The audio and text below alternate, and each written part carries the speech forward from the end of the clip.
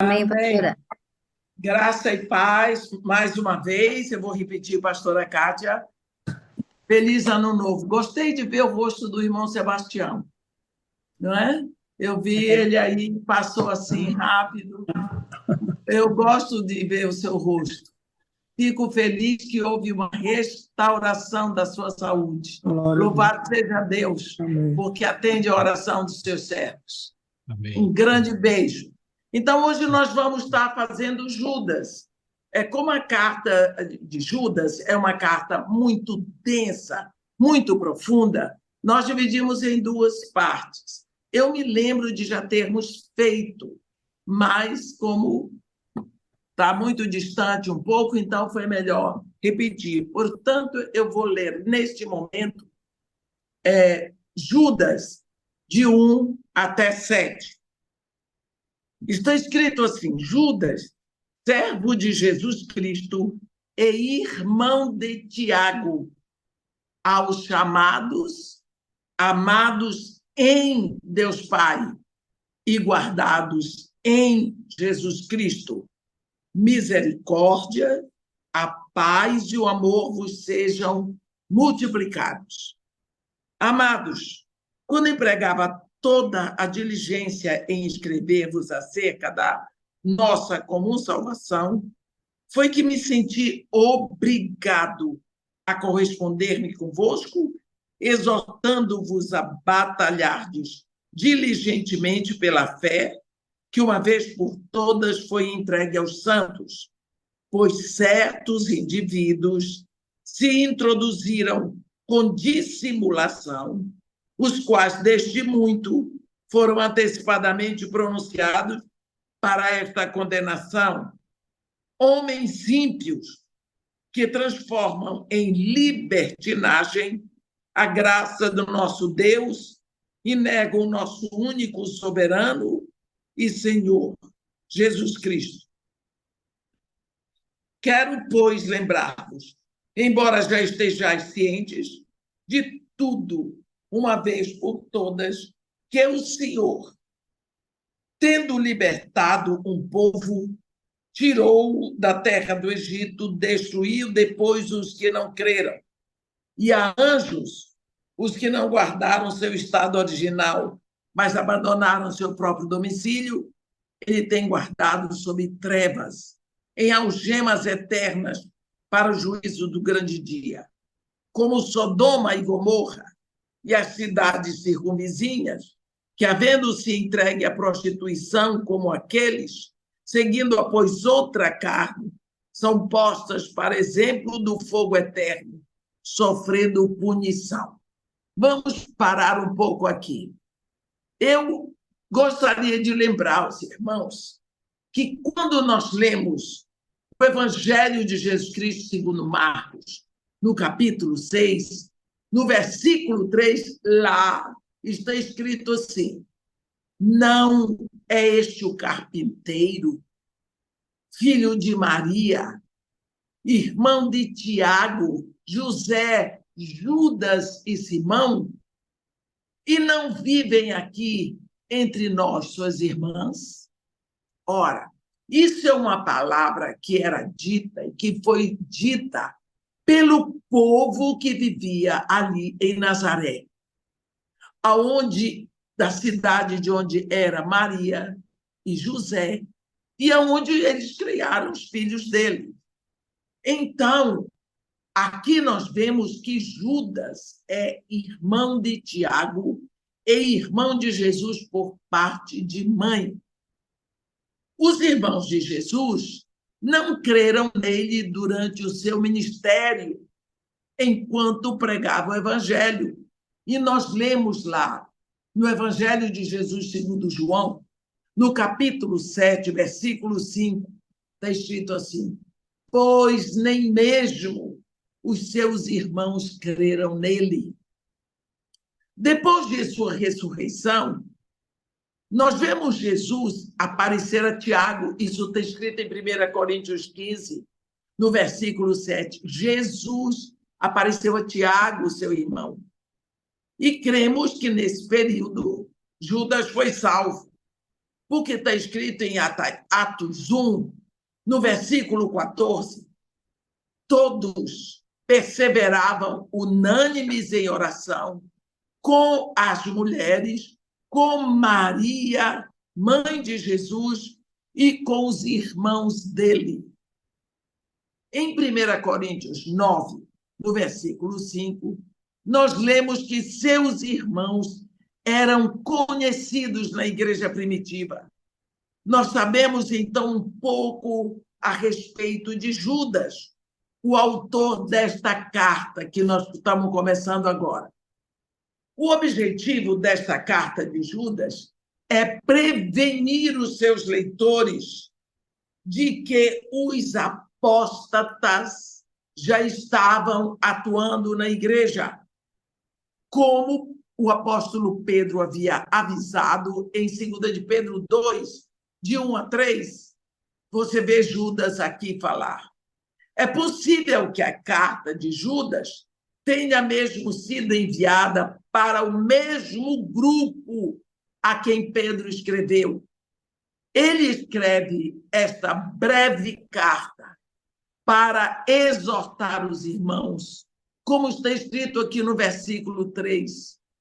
No grego, esta palavra exortar é usada para descrever a ordem que um general dá ao seu exército. Judas, ele havia começado a escrever como um simples devocional sobre salvação, mas o Espírito Santo o direcionou a escrever conclamando os chamados para abrir os olhos e se assenhorar da batalha, pois o inimigo estava lá operando. No versículo 1 e 2, nós vamos aprender um pouco sobre o exército, porque fica bem claro aqui que o capitão do exército é Jesus, mas os seus soldados são os chamados, como você e eu, a quem ele chama de santos, no versículo 3. Aqueles que compartilham a fé comum pela fé em Jesus Cristo, um povo separado. Meus irmãos, santos são todos aqueles que se rendem a Jesus Cristo e são feitos, através de Jesus Cristo, filhos de Deus. Não existe, a Bíblia não dá nenhuma autoridade a alguém para dizer que santo é quem já morreu. E depois que morreu, começou a fazer milagre. Quer dizer, enquanto era vivo, não prestou para nada. Mas depois que morre, começou a operar milagre. Ora, se eu tivesse morto e pudesse fazer algum milagre, o primeiro milagre que eu ia fazer aqui, eu ia ressuscitar. E o único que ressuscitou para a eternidade foi Jesus. Os mistérios, né, da soberania, da eleição de Deus pela graça, estão muito claros para que possamos compreender até que cheguemos à gloriosa presença. Por isso, é sempre melhor para nós evitarmos discussões, sabendo que as coisas ocultas pertencem a Deus, como está escrito lá em Deuteronômio 29, 29. Nós não podemos compreender como o Espírito Santo estava trabalhando em nossas vidas antes da nossa conversão. Mas, com certeza, o Espírito Santo estava nos arrumando para nos separar, para sermos guardados em Jesus Cristo. Nós não sabemos, nós não somos apenas separados, somos também preservados, cuidadosamente guardados, como ele diz aqui, amados em Deus Pai e guardados em Jesus Cristo. Por isso, e por causa disso, nós somos os recipientes das bênçãos escolhidas para nós. misericórdia, paz e amor.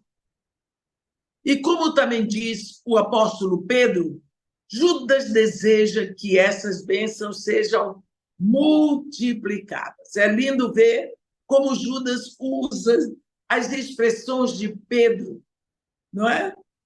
Deus, na sua misericórdia, não nos dá o que nós merecemos. Em vez disso, ele deu a nossa punição a seu filho. A punição que eu mereço, o Pai deu a Jesus. Não é? Lá na cruz. Lá na cruz. E a consequência disso é que existe a nossa paz com Deus. Quando Jesus Cristo toma a minha miséria, a minha maldição, o meu pecado, a minha separação de Deus, a minha morte eterna, ele bebe e ele entrega isso no inferno para Satanás. Toma! E ele ressuscita sem isso. Então, ele não tem mais a minha morte. E eu também não tenho porque ele a tomou. Porque antes nós estávamos em guerra com Deus, embora não usássemos essa expressão. Estávamos em guerra com Deus e guerra com os outros, porque se eu não tenho paz com Deus, eu não posso ter paz com os outros, nem comigo mesmo. Sou uma pessoa sempre insatisfeita, sempre infeliz, sempre amargurada, reclamando de tudo e de todos. Por quê? Porque eu não tenho paz com Deus. Eu não tenho paz com os outros, como é que eu vou ter paz comigo mesmo? Certamente, as pessoas que conhecem a Cristo como seu único Senhor e suficiente Salvador, usufruem de uma posição privilegiada. Chamados por Deus, separados para Deus, para que gozem da relação do amor com Deus. Porque Judas deveria escrever muito sobre pecado e julgamento. Vemos que ele foi muito cuidadoso para definir o lugar especial que o crente ocupa no coração de Deus. Os apóstatas iriam pecar, cair e sofrer condenação, porém os verdadeiros crentes seriam guardados em Jesus Cristo para toda a eternidade. Meus irmãos, olhe isso. 174 vezes está escrito na Bíblia a expressão em Cristo, ou no Senhor, ou nele. Se eu estou nele, eu estou guardada nele, nada vai me afetar sem que afete a ele primeiro. Não é? Aqui fica bem claro, nesse texto, de que um apóstata é alguém que confessa aceitar Jesus em sua verdade e então desiste. Está escrito aqui no versículo 3. Fé que uma vez por todas foi entregue aos santos. Quem são os santos? São aqueles que se renderam a Jesus Cristo e por isso tem seu nome escrito no livro da vida do Cordeiro. São feitos filhos de Deus. Você lembra quando Paulo escreve, por exemplo, quando Paulo se dirige aos Efésios, a carta é assim: aos santos e fiéis em Cristo que estão em Éfeso. Aqueles santos estavam todos sentados, ouvindo a carta que Paulo mandou. Ninguém tinha morrido, ninguém tinha feito milagre, mas eram todos santos. Nós somos os santos. Uma vez que nós nos rendemos a Jesus Cristo.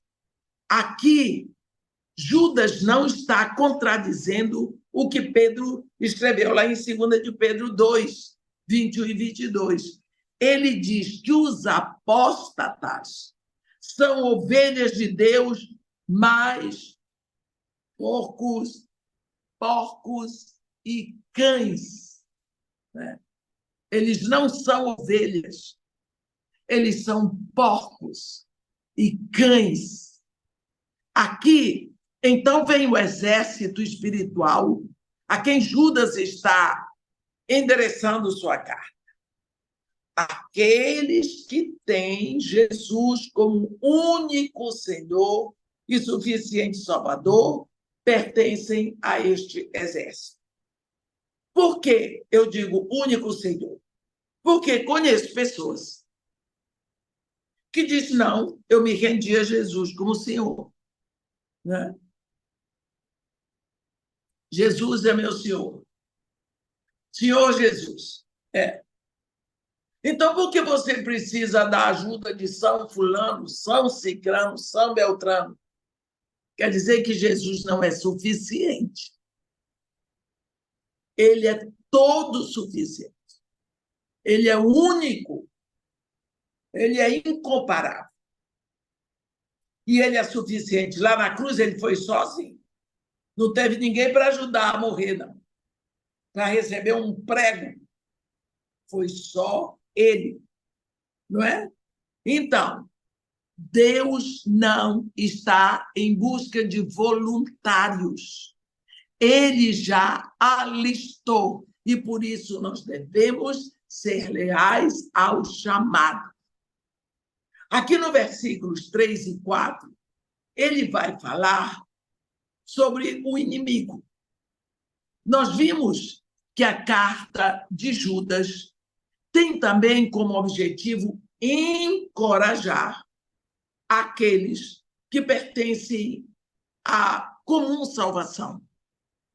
O nome de Judas significa louvor.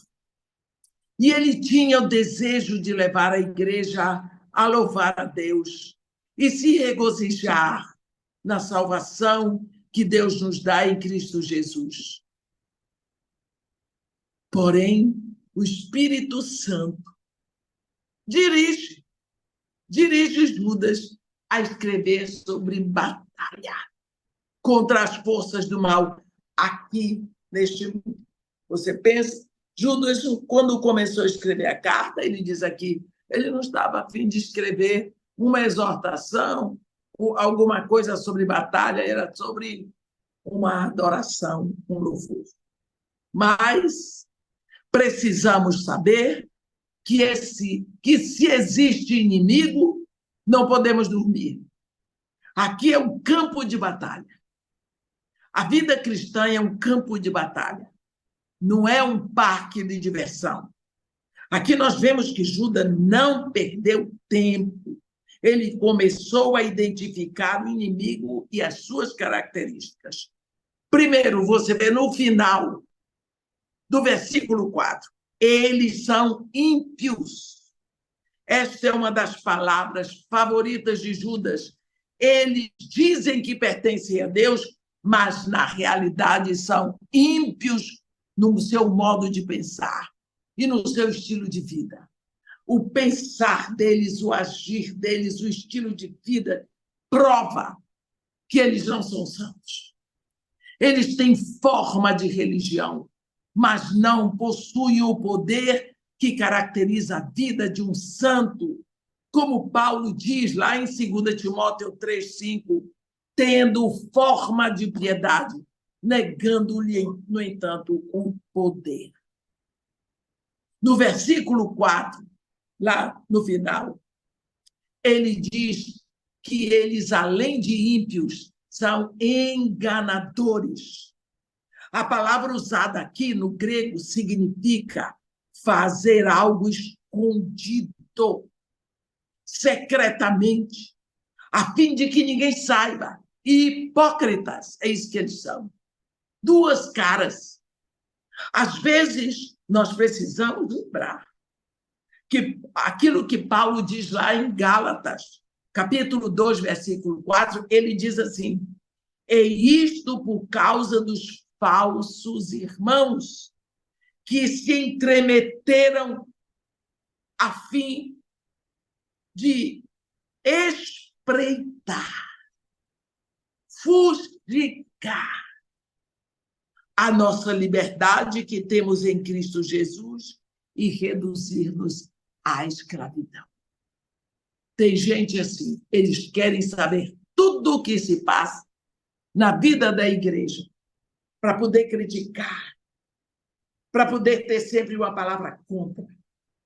Porque eles estão cegos, eles não têm salvação. Os agentes secretos de Satanás são introduzidos na igreja por aqueles que já estão lá dentro. Pedro, lá na segunda carta, no capítulo 2, versículo 1, diz que isto iria acontecer. Mas agora já estão aí. É isso que Judas está dizendo, já estão. Esses falsos irmãos entraram. Sabe por quê? Porque os soldados estavam dormindo. Isto é, os líderes espirituais nas igrejas se tornaram complacentes. E por isso que Judas está aqui tocando a trombeta para acordá-los. Uma vez Jesus Cristo contou uma parábola que nós conhecemos como a parábola do joio e do trigo. Se você olhar direitinho na narrativa de Jesus, ele diz assim: um homem plantou boa semente no seu campo. À noite, preste atenção, quem semeou a semente no campo não foram os empregados, foi o dono. Ele só tinha semente boa para semear no campo dele. Mas ele botou os homens encarregados para tomar conta. Os homens dormiram. Dormiram e à noite, na escuridão, escondidinho, veio o inimigo e semeou semente má, joio. E se mandou. A Bíblia de Jesus diz a palavra, retirou-se. Ficou. O homem olhava para o campo, estava tudo semeado. Os trabalhadores estavam lá até regando o campo. Quando chegou na hora de frutificar, apareceu o joio. Está vendo? O joio aparece no momento da frutificação. É para impedir que dê fruto. Então, o Senhor Jesus e seus apóstolos, todos nos avisaram que falsos mestres chegariam. E, lógico, eles já chegaram há muito tempo. Você está pensando, essa carta de Judas foi escrita para a igreja do primeiro século. Nós estamos no século 21, meus irmãos. Esses horrores que estão aí. No versículo 4, Judas continua detonando e dando as características desses falsos mestres. Ele diz que eles são inimigos da graça de Deus. Eles entram na igreja para mudar a doutrina e transformar em libertinagem a graça de Deus. Está vendo? A palavra libertinagem indica ausência de padrão moral, indecência. Isso procede da carne, é lascívia. Deixa eu dizer para você. Pessoas que dizem assim, puxa, mas você está exagerando. Também não precisa. Deus não vai se importar com isso. Qual é o problema de eu me tatuar? Qual é o problema de eu fazer isso? Qual é o problema isso daí? Qual é? O pecado está na sua cabeça, não é na minha. Ainda lhe acusa. São os indecentes. A graça, a liberdade da graça. Eles transformam em libertinagem. Eles pensam que se nós somos salvos pela graça, nós estamos na permissão para vivermos como nos agrada. Mas essa liberdade conduz à escravidão, porque aquilo que agrada a mim, aos meus desejos, não é o que agrada a Deus. Porque tudo que vem do mundo, a concupiscência da carne, a concupiscência dos olhos, a soberba da vida não vem de Deus. Mas a vontade de Deus é boa, é perfeita, é agradável, é pura, é santa. Não é? Os apóstatas usavam a palavra de Deus para promover e defender sua falsa doutrina. Eles seduzem jovens e imaturos, cristãos imaturos, que ainda não estão maduros na palavra de Deus. Eles negam a verdade de Deus. E no final do versículo 4, ele ainda diz que esses apóstolos negam a verdade de Deus. A verdade é a palavra. Os apóstolos negam a soberania e senhorio de Jesus. Eles concordam que Jesus Cristo foi homem bom, uma maravilha, um grande mestre, mas não que ele seja o Deus eterno que se encarnou. O primeiro teste que se faz ao mestre que se diz cristão é perguntar para ele: o que você pensa sobre Jesus Cristo? Você crê que ele é o Filho de Deus que se fez homem? Qualquer um que nega esta verdade é falso mestre. Que importa o quão inteligente e culto ele pareça. Se alguém negar que Jesus Cristo é Deus, não pode ser filho de Deus. Ainda aqui no versículo 4, Judas diz que eles são pronunciados antecipadamente para a condenação. Judas não está dizendo que esses homens são escolhidos para serem apóstatas, como se Deus fosse responsável pelo seu pecado. Eles se tornaram apóstatas porque voluntariamente se desviaram da verdade e Deus já havia ordenado que esse tipo de gente devia ser julgada e condenada. As pessoas hoje falam que a igreja é seletiva. Por quê? Que a igreja tem que ser inclusiva. Não existe uma sociedade mais inclusiva do que a igreja desde o início. Porque a igreja é o corpo que inclui todo o pecador. Mas não para permanecer na prática do pecado. A igreja não é um albergue onde vêm todos os porcos para continuar sendo porco. Se você é pecador, o seu lugar é ir para a igreja. Você precisa de Jesus, como eu também preciso. Só que não é para continuar na prática do pecado. Nós vamos trabalhar nossa batalha no poder do Espírito Santo para vencermos as nossas tendências e as nossas inclinações.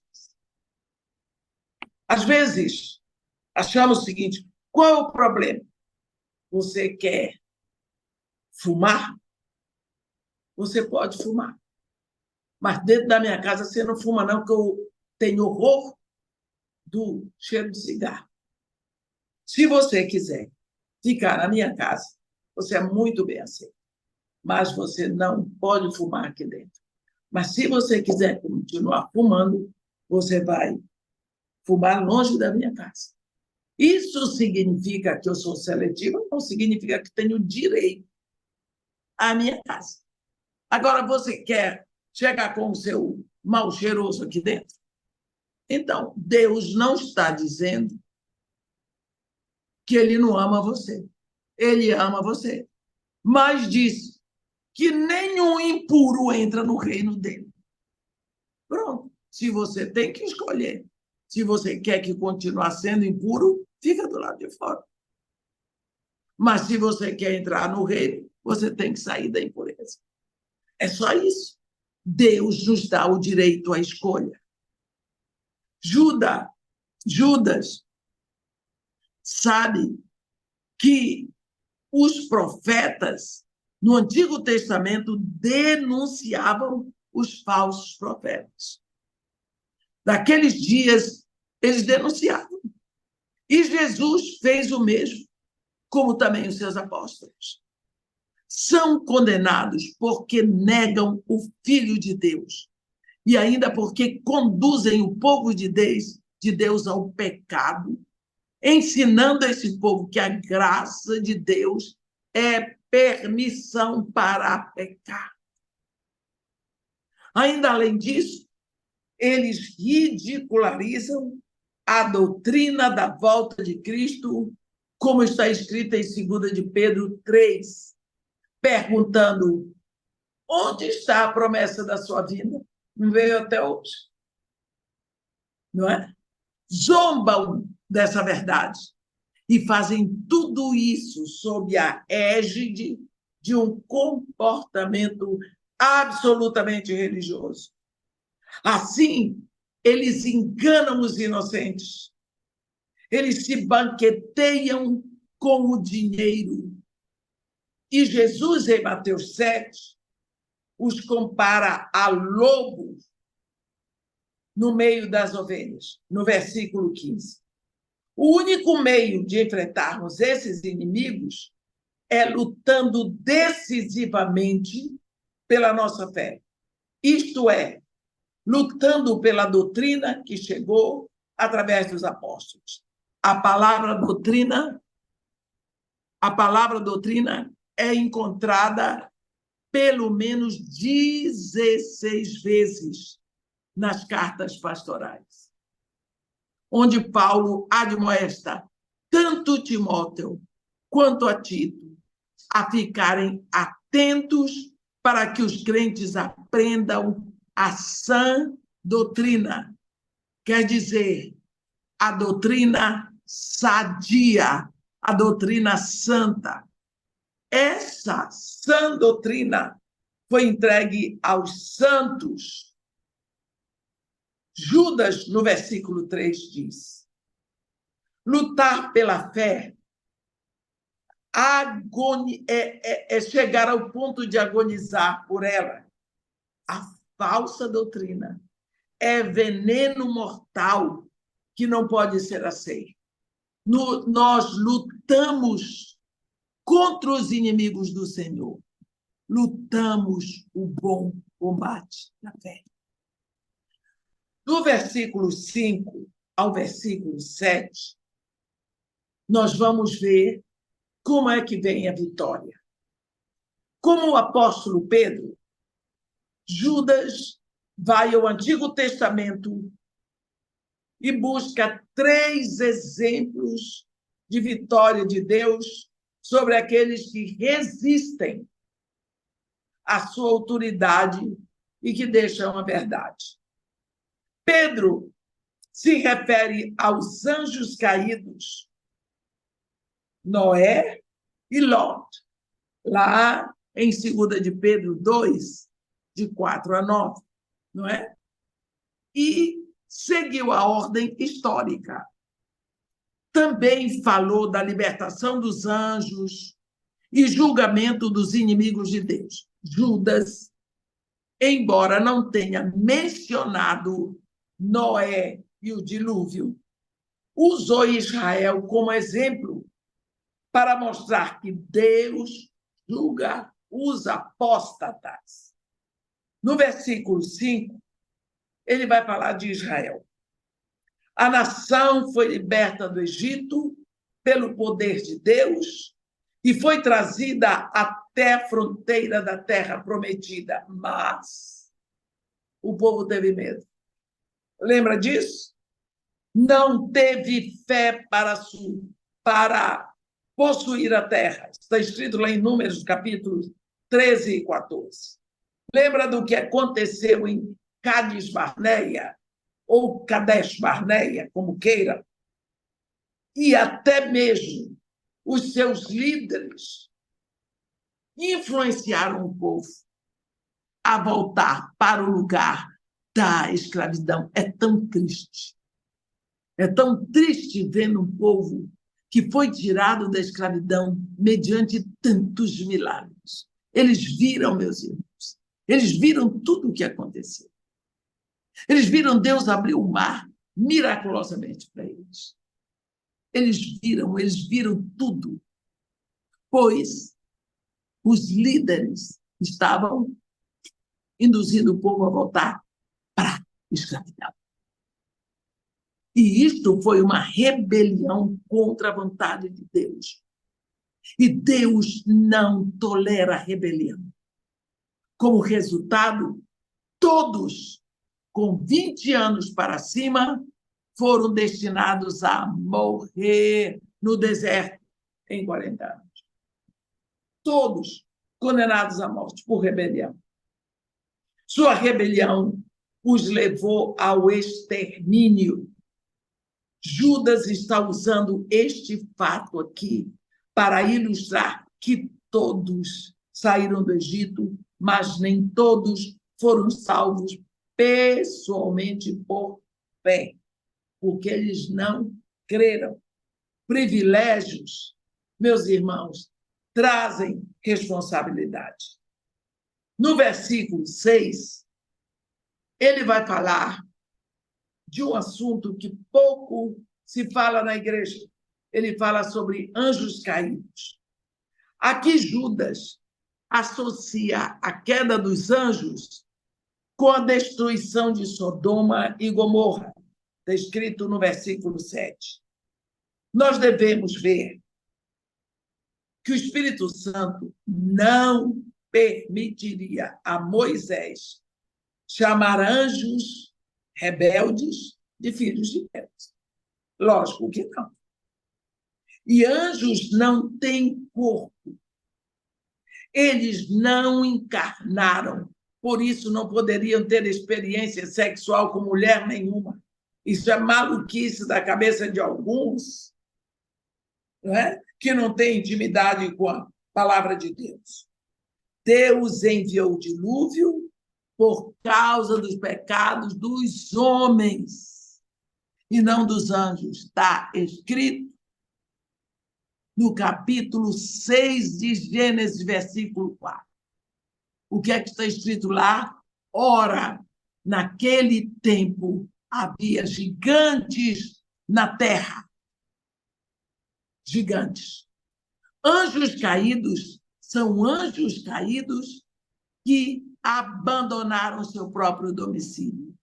Se você vai lá no Evangelho de Jesus segundo Marcos, capítulo 5, olha a história do Gadareno. Olhe, Sodoma e Gomorra, no versículo 7. Quando nós vemos a descrição, notamos que Judas usa o exemplo para alertar sobre pecado. Para alertar sobre pecado.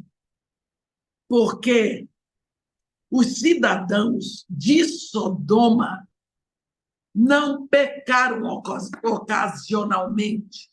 Aconteceu por acaso ou acidentalmente. Não.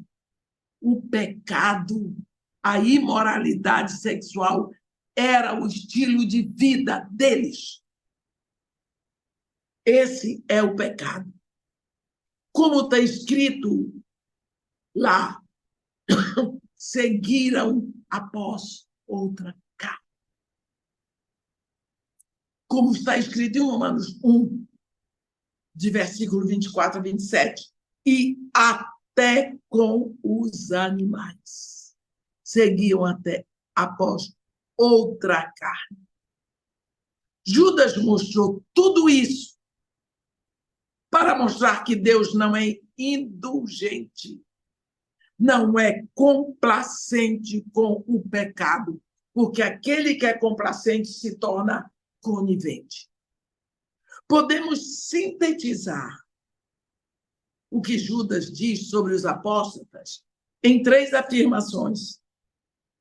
Eles rejeitam a autoridade divina, não é? Eles se debandam. Vamos ver.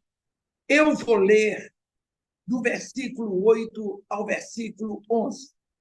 Versículo 8.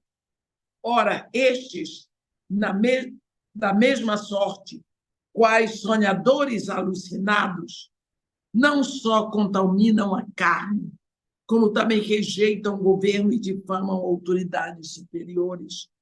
Contudo, o arcanjo Miguel, quando contendia com o diabo e disputava a respeito do corpo de Moisés, não se atreveu a proferir juízo infamatório contra ele. Pelo contrário, disse: o Senhor te repreenda. Estes, porém, quanto a tudo o que não entendem, difamam. E quanto a tudo o que compreendem por instinto natural, como brutos sem razão, até nessas coisas se corrompem. Ai deles, porque prosseguiram no caminho de Caim e, movidos de ganância, se precipitaram no erro de Balaão e pereceram na revolta de Corá. Olhe bem, nós vamos ver no versículo 8 que eles rejeitam a autoridade divina. Toda a autoridade vem do trono de Deus. E a causa da rebelião está aqui no versículo 8. Sonhadores vivem fora da realidade, acreditam nas aparências, nas mentiras de Satanás. Deixaram a verdade de Deus e enchem as suas mentes de falsa doutrina, inflamando os seus egos. Eles criam para eles um deusinho possível para eles, um Deus que os agrada, um Deus que, para eles, é tudo o que eles querem e que eles sabem explicar. No versículo 10, Judas diz que os apóstatas são ignorantes, vivendo por instinto natural como animais. Como um resultado da sua rebelião e do seu orgulho, eles se corrompem e blasfemam. Pouco a pouco vão mudando o centro da verdade e assim eles se destroem. Aqui Judas informa do conflito entre Miguel e Satanás pelo corpo de Moisés. Depois, você pode ler isso lá em Êxodo 34, 5 e 6. Não é? Se você pergunta por quê? Ora, quando Deus chamou Moisés no Monte Nebo, em Pisga, lá, ali em Moabe, eles estavam de frente para a terra prometida. Estava na hora de entrar na terra. Deus mesmo diz: olha aqui, Moisés, toda a terra, sob juramento, eu prometi dar a Abraão e a sua descendência. Eu te faço vê-la com os teus próprios olhos, mas para lá tu não irás. Ali morreu Moisés, servo do Senhor. Ali. Morreu. A turma estava lá embaixo, ficaram 30 dias pranteando, porque Moisés não descia. Por que o diabo queria o corpo de Moisés? O diabo não tem um corpo, porque para ter um corpo tem que nascer no ventre de uma mulher. E só quem fabrica um corpo é Deus. Observe. Um homem e uma mulher se deitam. Mas quem faz o filho é Deus. Ele vai tecer um corpo para aquela vida que ele traz. Então, por isso, o diabo não tem um corpo. Porque Deus não teceu nenhum corpo para ele. Então, ele quis pegar o corpo de Moisés para possuir Moisés, o corpo como ele possuiu a serpente. Chegar assim diante de Moisés e dizer: vamos todos voltar para o Egito. Quando ele tenta fazer isso, Miguel vem e vai haver uma peleja entre Miguel e Satanás. Logicamente que Miguel ganhou, não é? Judas informa aqui desse conflito entre Miguel e Satanás pelo corpo de Moisés. No versículo 9, você vê que o ponto aqui é que Miguel não expulsou Satanás. Ele deixou para o Senhor fazê-lo, por isso não devemos nós fazê-lo. Não é? Nós vemos lá em Zacarias 3, de 1 a 5, o momento em que, no versículo 2, mas o Senhor disse a Satanás: o Senhor te repreende, ó Satanás. Por quê? Existem dois arcanjos na Bíblia. Um é Miguel e o outro é Lúcifer. Gabriel não é arcanjo.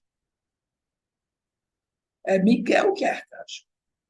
A condenação dos falsos mestres é dada em Judas, no versículo 11, quando Judas diz: ai deles. E então cita 3 exemplos do Antigo Testamento para mostrar o horror do pecado dos apóstatas. 3 homens que se rebelaram contra a autoridade de Deus, que sofreram. Primeiro foi Caim, que se rebelou contra o meio de salvação de Deus. Ele veio a Deus trazendo ao altar frutos da terra, quando Deus havia vestido os seus pais de peles, mostrando que o único modo é pelo derramamento de sangue. Ele veio pela religião. Ora, se você pensa em Caim, você vai ver que Caim não era um ateu. Caim não era um ateu. Caim era um adorador.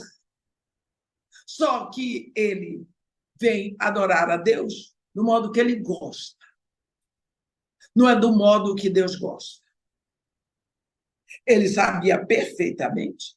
Deus tinha estabelecido já. Tanto que Abel sabia como adorar. Mas você vê que ali, em Gênesis, está escrito: de Abel e de sua oferta se agradou o Senhor. Porém, de Caim e de sua oferta, o Senhor não se agradou. Por quê? Porque a oferta é igual ao ofertante. Porque eu nunca dou aquilo que eu não sou. Ah, fulano não me respeitou. Eu respeito os outros porque eu tenho respeito. Por isso eu respeito. Se eu tiver desrespeito, eu vou dar desrespeito. O que adianta eu convidar uma pessoa para vir jantar na minha casa e eu faço camarão? Quando ela não come frutos do mar, ela detesta. Não é? Então, Caim vai ofertar para Deus o que Deus não quer. Ele vai adorar da forma que Deus não quer ser adorado. Não é? E ele, você vê o espírito que estava em Caim. Além de assassino, ele é mentiroso. Deus pergunta para ele: onde está Abel, teu irmão? Não sei. Sou por acaso o tutor do meu irmão? Além de ser assassino, ele é mentiroso. E quem é o assassino, senão Satanás? Quem é o mentiroso, o pai da mentira? Não é Satanás. Então, nós podemos ver o que esse homem Caim representa. Então, Caim se rebelou contra o meio de salvação e contra o modo de adoração. Esse é o primeiro exemplo que Judas está dando para nós. Segundo aqui, Balaão, que mercadejou o dom de Deus por dinheiro. Mercadejou o dom de Deus por dinheiro. Puxa, nós vemos tanto isso. Você lembra de Simão, o mágico? Lá de Atos, o ministério de Filipe estava lindo em Samaria. Chega lá, João e Pedro vão, impõem as mãos. Ele era um mágico que ganhava dinheiro fazendo a magia, a feitiçaria a serviço do diabo. E ele estava dentro da igreja. Ele estava dentro da igreja. Mas quando ele viu que os apóstolos impunham as mãos sobre as pessoas, elas recebiam o Espírito Santo. Os demônios saíam dali. Elas falavam novas línguas. Outros ficavam curados. Ele disse, eu também quero. Eu quero esse dom para depois mercadejar, curar os outros para ganhar dinheiro. Aí que foi que Pedro disse para ele? Tá vendo? Ele queria comprar o dom para poder usar. Você não encontra pessoas hoje assim, que mercadejam a palavra de Deus. Você sabe que esse verbo mercadejar é usado por Paulo, porque naquela época as pessoas produziam um vinho puro e bom, mas era um vinho mais caro. Então existiam aqueles que compravam um vinho mais caro, puro, e diluíam com um pouco de água para vender mais barato. Eles saíam pelas portas vendendo o vinho mais barato, mercadejando o vinho, diluíam com água. É por isso que tem gente aí que, para encher a igreja, vai diluindo a verdade, para o povo encher a igreja, para dizer, olha que grande ministério. Balaão é o erro de Balaão. Está escrito aqui, movidos de ganância, se precipitaram no erro de Balaão, mercadejando o dom de Deus por dinheiro. Os falsos mestres são sempre gulosos por dinheiro. Ele tinha o dom de Deus, mas se prostituiu. Está lá em Deuteronômio 23, 4 e 5. Outro homem que ele usa como exemplo do Antigo Testamento é Coré, ou Corá, lá de Números 16, onde Coré e seus seguidores estavam insatisfeitos com a liderança de Moisés e disseram, basta. Está vendo? Disseram, basta. Não é isso?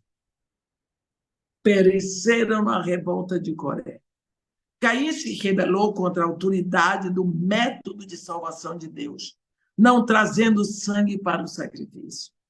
Balaão se rebelou contra a autoridade de Deus sobre separação e se prostituiu vendendo seu dom por dinheiro e levando Israel a se misturar com outros povos. Coré se rebelou contra a autoridade de Deus, não aceitando a escolha de Deus na liderança. Você vê Judas dizer claramente, prosseguiram pelo caminho de Caim, se precipitaram no erro, na ganância de Balaão e pereceram na revolta de Coré. Essa é a tragédia de rejeitar a autoridade de Deus e a autoridade da sua palavra. Amém? Meus irmãos, hoje nós vamos ficar até esse versículo 11. E na próxima terça-feira faremos do capítulo 12, do versículo 12 ao versículo 25. Amém? Amém.